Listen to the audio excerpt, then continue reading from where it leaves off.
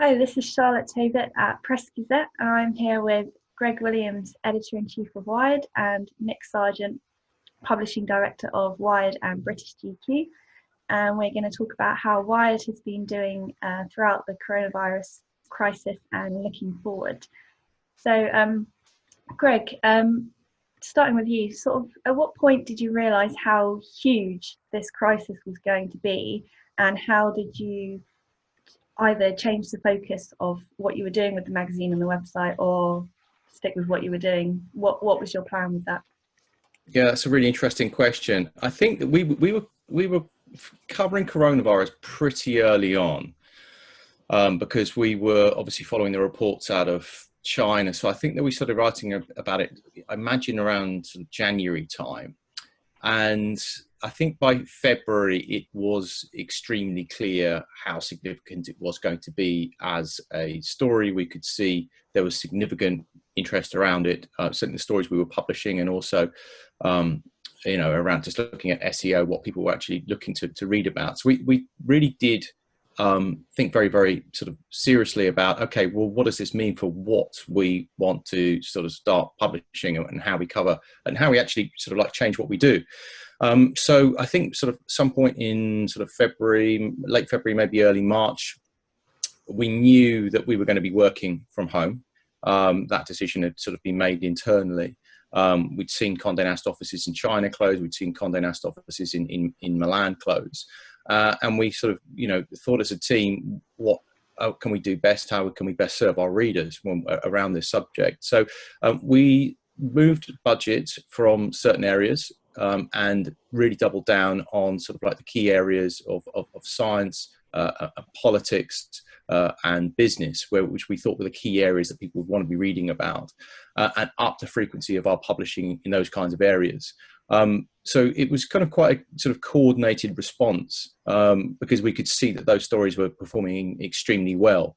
And I think that one of the good things was that we were able to sort of do this because 3.5 years ago, we made a pretty sort of, at the time, it felt like a pretty major decision that we would move from a kind of print publishing schedule to a digital publishing schedule, and all editors would work across all of the verticals that we have.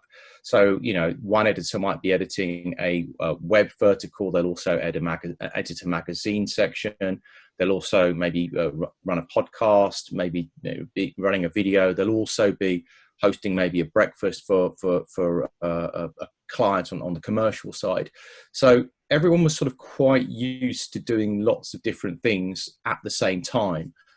So we were able to make it kind of work as a team and ensure that, whilst we were really, really doubling down on this story, that all the other parts of our business, including print, which I have to say is we've got a new issue out in a couple of weeks, which looks, you can't tell it was produced under lockdown. So we've managed to adapt fairly quickly. And I think really that was because we had done the contingency planning, and we knew that there were going to be significant changes. Are there any what have been the biggest challenges actually of doing all of this, especially while everyone's been working from home since mid-March? Yeah, that's a good question, because what we realized was that we could run the website and the print product really, really, as it had been. I mean, there were obviously, the good news is that we've been communicating using Slack, using, organizing ourselves using Trello. Very few people on our side actually, we occasionally do email, but I look at email and I find it a bit of an inconvenience, to be quite honest with you, because we're sort of so used to being sort of highly responsive. Hasn't really been a problem doing that bit of reporting. One of the challenges in print, obviously, is photography, but we've been fairly fortunate in that we had actually shot quite a lot up until the point where we went into lockdown, and now things are beginning to ease. We can kind of start shooting again, so we had enough to sort of tide us over. The big challenge for us was events. We were due to do an event, our health event, on March the 25th, which we had to cancel. And we were due to do an event in Vienna in May, which we've had to, actually we haven't cancelled either. We've just moved them, we moved them deeper into the year. So that was a slight challenge in the sense that we had to, really rethink how we were going to do this. And we've now kind of got one of the good things about this, and it was a challenge initially, but one of the good things is it's actually really forced us to rethink what that offering is. So we now have obviously a series of webinars that we've launched, a Foresight series where we're talking to some of the world's smartest thinkers on what's going to be happening next, what's the impact of the pandemic going to be on the economy, on healthcare, on finance, on retail, on many other verticals. And we've shifted our annual business conference, Smarter, which used to be a one-day conference focused on business in October. We're going to be doing it virtually over 3 days. So we've had to sort of, rethink what we do. And it's interesting because I've been doing these briefings, CEO briefings for the last couple of weeks. We do them the first thing in the morning, and we just get a group of smart people together to talk about the challenges.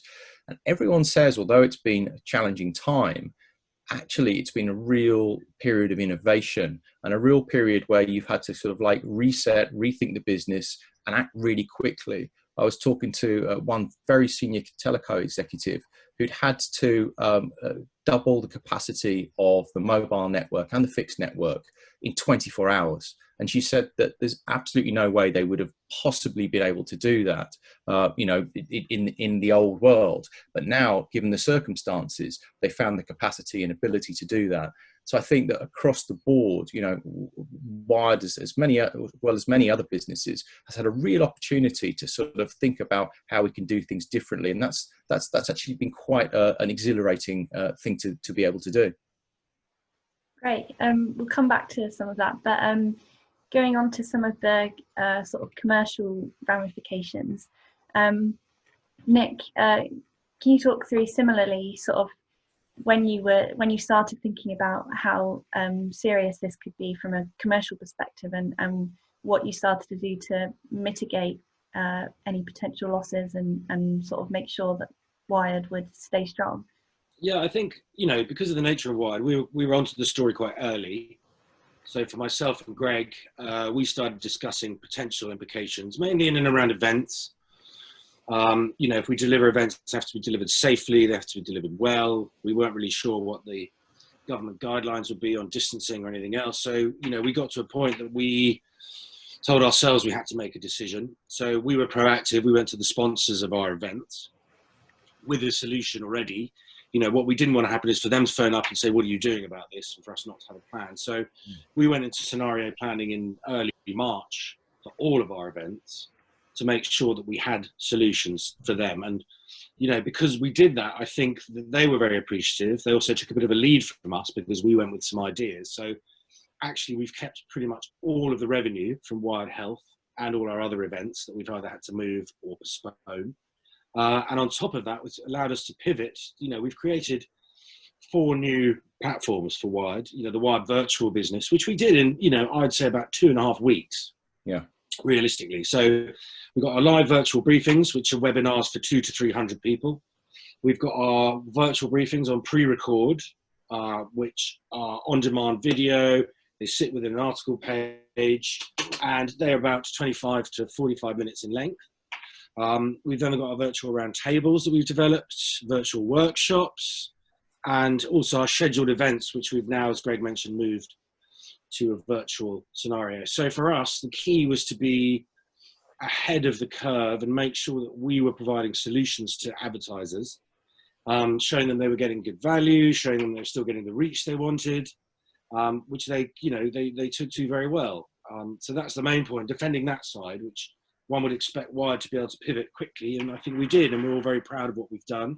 The consulting side obviously has gone up a gear, because people now are very keen, as Greg says, to hear about what's happening within the pandemic, but also what happens afterwards and what the shape of business will be afterwards. People use this word new normal.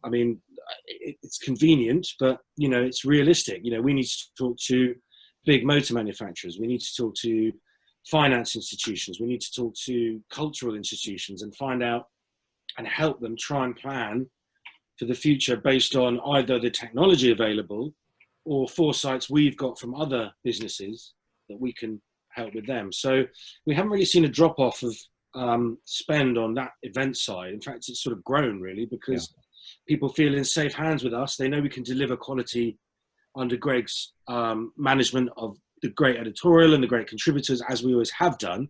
We just lifted the whole thing into a different space, which we did in less than a month. So, you know, we're extremely proud of what we've done.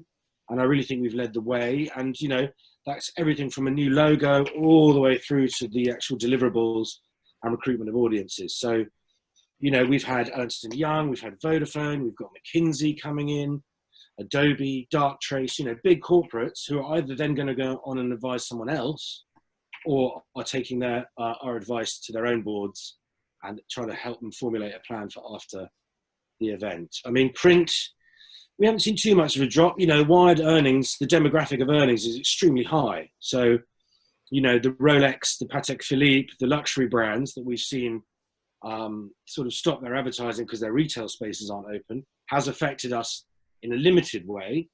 But we work on a lot of partnerships that go across all our platforms, which sort of adheres to the way we run our editorial.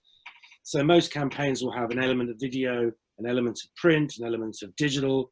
So what we've done is just make sure we kept those running, and we're still delivering the audience. And with our traffic spike, which I'm sure we'll get onto, we've been able to deliver to those audiences, you know, easily, and you know, with a bigger reach than perhaps when we started. So I think the speed of the transition has really benefited us.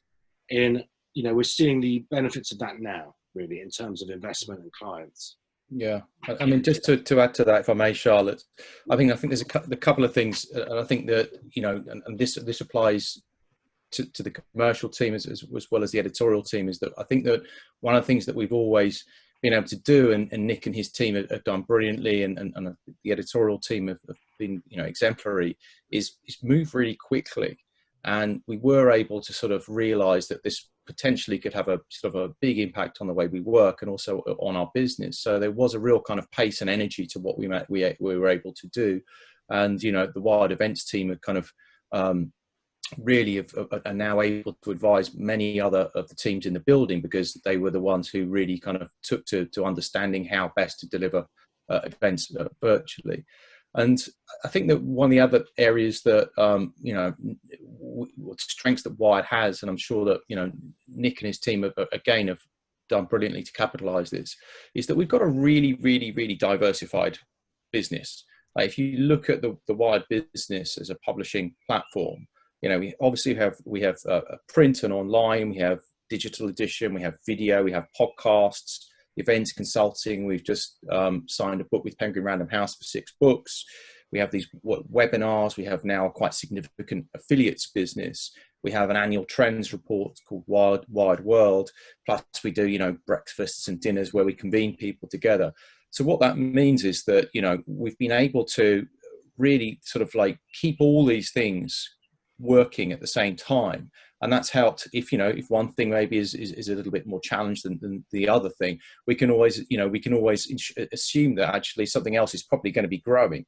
So, you know, as Nick said, we've, during this period, our consulting business, we've actually got new clients, because, you know, people are trying. Wired is fundamentally about what's coming next. How is the world changing?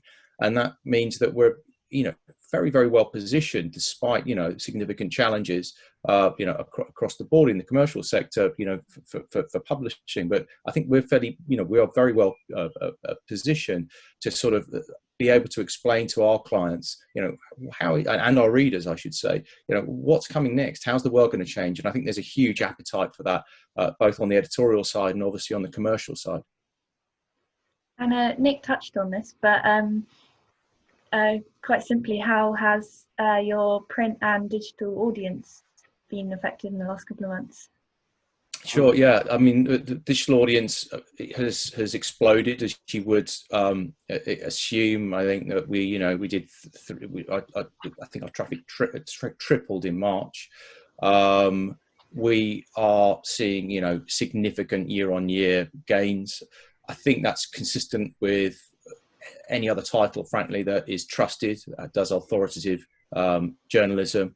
And I think that the energy that the team's thrown into it has been extraordinary, and it's been reflected in our numbers. I mean, just one story alone, a story we did about a month ago on life in Wuhan after lockdown, just did 1.8 million views on Apple News alone. And what we're seeing is that if you are, if you do quality journalism, if you do have, authority, which I think we have in this space, and there is integrity and quality to what you're doing, that then fortunately there is a big audience for that.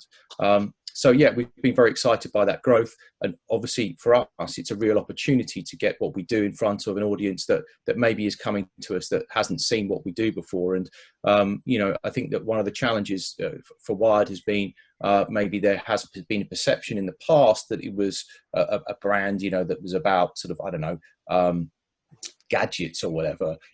Wired is a brand that's about, the way the world is changing, in every way. So we cover everything from politics to science to healthcare to business, and it's about what's coming next. And I think that we're very well placed, obviously, now to serve a reader maybe who hasn't encountered this before. And I think just to add to that, Greg mentions the quality. For the commercial partnerships, they're always delivered to the highest quality, whether it's our video, whether it's our contributors. And I think for us, the chain of command that we have, so Greg and I work very closely together.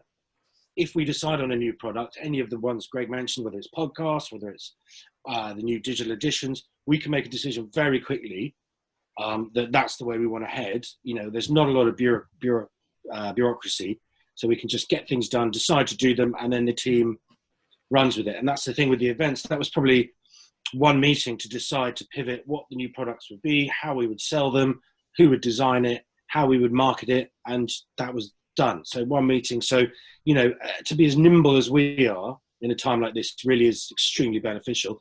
And we're being nimble. Not only that, we're delivering the quality of both content and the look and feel of both editorial and commercial projects as well. Mm.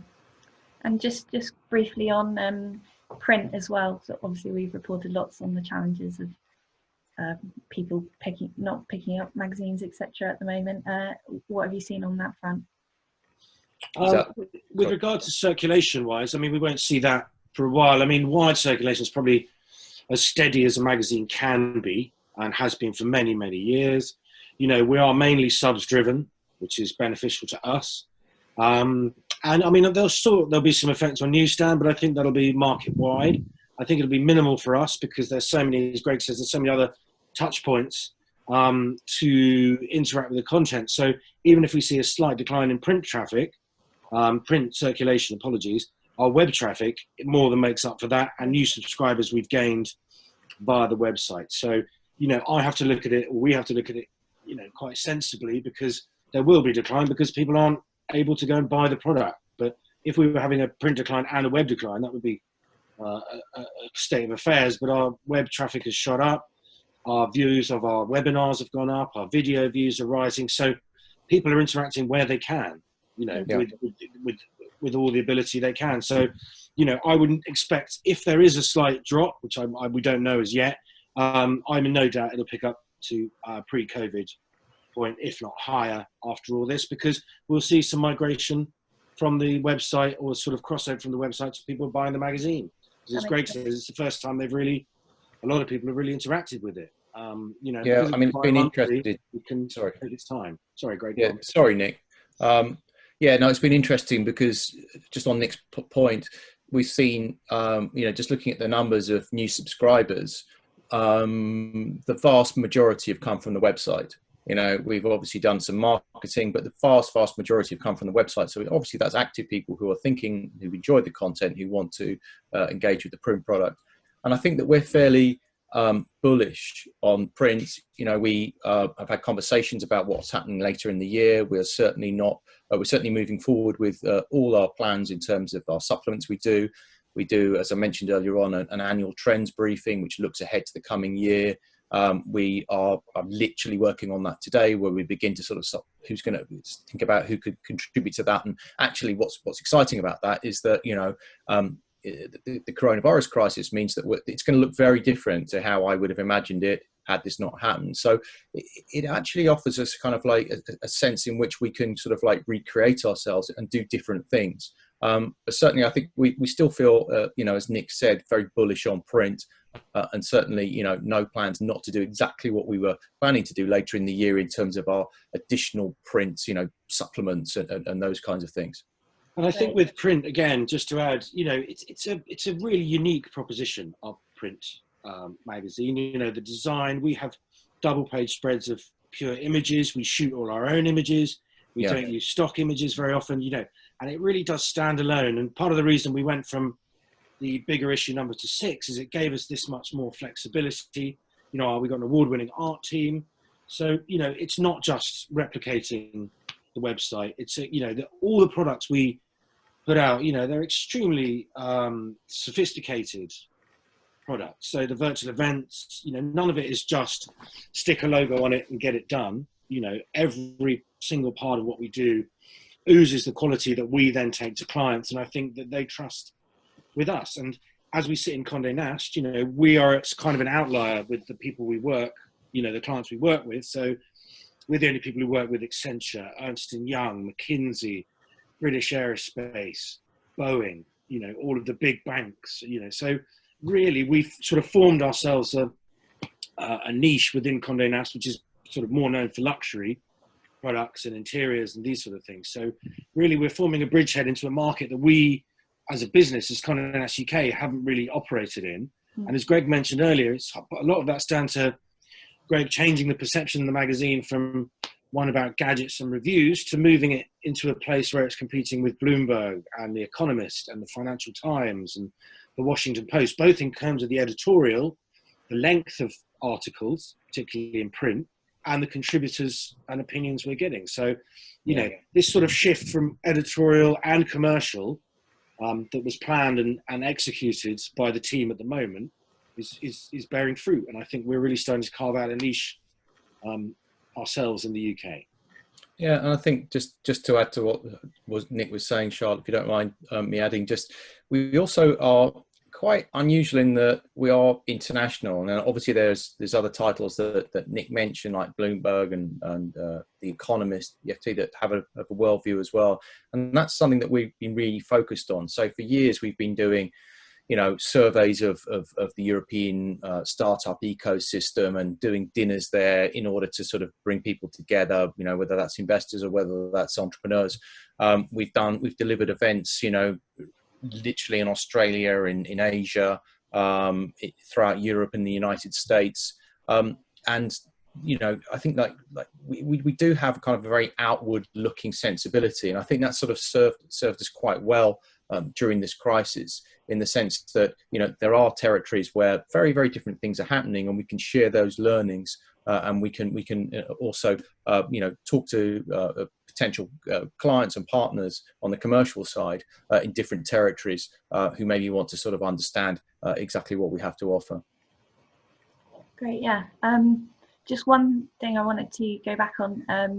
I know we've talked about lots of the other revenue streams, but just on the digital advertising, because obviously I just wanted to see if this is affecting you as much as it's an industry problem, but with web traffic soaring, are you nonetheless facing digital advertising dropping, and if so, are you envisaging it going up again in a few, what's your sort of outlook on that?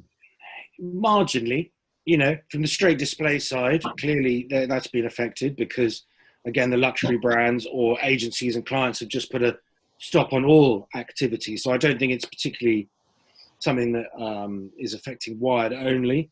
As I say, we've kept all of our event money. That's flipped to digital, so that's helped with our numbers. There's a lot of campaigns we haven't been able to shoot or start creating, because normally we work with clients, so we would go out and about to create the content. Because of the lockdown, that's had to be postponed. So they will pick up as soon as we have a bit more flexibility on movement. So realistically, not really. I mean, there's been a slight effect, as one would imagine, but I mean, there's a difference between people pulling money and money, stopping, people stopping spending money. So we kept all the money we should have had, but the market is in a bit of flux. So we're doing all we can, but until we can get out there and start shooting projects and working with clients to deliver bigger partnerships, that might include international travel, taking film crews to different countries, then that is on pause. So no, I wouldn't say it's been overly affected. It is unfortunate that this has come during a massive traffic spike, because normally that would then allow us to go out and sell, particularly in the programmatic side of things. But obviously programmatic exchanges have dried up because of the same reason, whether that's agency or client based. So what it has allowed us to do is make sure that we deliver what we're promising on the webinars and new products we're selling really easily, and to give us the right amount of reach. And what we will be looking at the end of the year is to build these virtual products into our portfolio permanently and go to market with those, which will be a real boost to the digital numbers. Great, yeah. And then just briefly, I think just overall, we've sort of talked about all the individual streams, but overall, for the Wired brand, how have you changed your sort of revenue outlook for the full year? I mean, we will still be up we're still forecasting to be up year on year, probably anywhere between 8 and 11% up year on year. Great. As I say, we've still, we've kept, because of the pivot from events, which is a big part of our revenue, we've kept that money. And because we've developed these products so quickly, we've been able to not only take advantage of the money we already had in, but we've been able to sell throughout Corona. So there has been an element of firefighting at the beginning, but now we've settled in. And as I say, we've got really sophisticated products we're taking to market. So we've been able to keep selling during the crisis, whereas a lot of people have been trying to plug gaps, and I think that ability to develop these products has allowed us to keep going throughout the crisis. So, up year on year between about 8 and 11%, I would say. Fantastic. And so, Greg, looking forward, I was wondering, is there anything that in particular that you've learned or changed throughout all of this that you think, I'm thinking specifically editorial side of things, really, as we've sort of talked a lot about the events and how that's going to sort of develop going forward, but editorially, is there anything that you've picked up on that you think, oh, that's great, we're definitely going to keep that going forward, etc.? Yeah, it's a really good question. I mean, I think that the flexibility to work remotely is something that it will remain with us, I think, long after we return to the office. And I think that it's something that in the past, we don't have a presentee culture at Wired, but I do think that there has been a sense in which people feel that they have to sort of, check in, and we are, it's an environment where people do get on pretty well, and people are pretty sociable, and there's a lot to do, but there's also, we run the office with a real sort of sense of, everyone should come in looking forward to their day and feel, positive. That has been, I think, replicated pretty well in the way that we work remotely. So my feeling is that moving forward, we will, I think, have a lot more flexibility, a lot more freedom for people, to work where and when they want to, because what we've shown is that we can work really, really effectively in that manner. So that would be the key takeaway. In terms of the way that we've operated, I think that the challenge has been mainly for the art team.